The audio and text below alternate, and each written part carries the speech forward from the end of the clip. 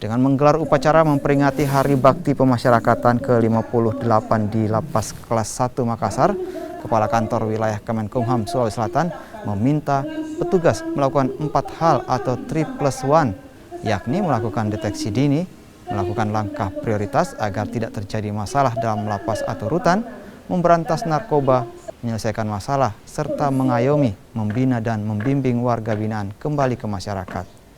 Upacara Hari Bakti Pemasyarakatan ke-58 ini digelar Kementerian Hukum dan HAM Sulawesi Selatan di Rutan Kelas 1 Makassar yang dihadiri Kapolda Sulawesi Selatan, personel TNI, Satpol PP, dan warga binaan. Menjalankan upacara di dalam rangka ulang tahun pemasyarakatan ke-58.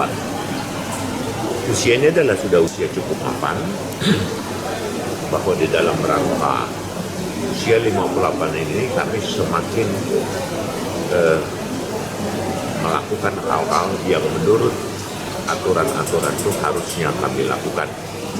Yang pertama, bagaimana komitmen Pak Menteri dengan Pak Dirjen Pas tentang pelaksanaan pelayanan di lapas dan rutan, bebasan dan lapas benar-benar kami bisa lakukan secara profesional. Apa yang disampaikan Pak Direktur Jenderal Pemasyarakatan bahwa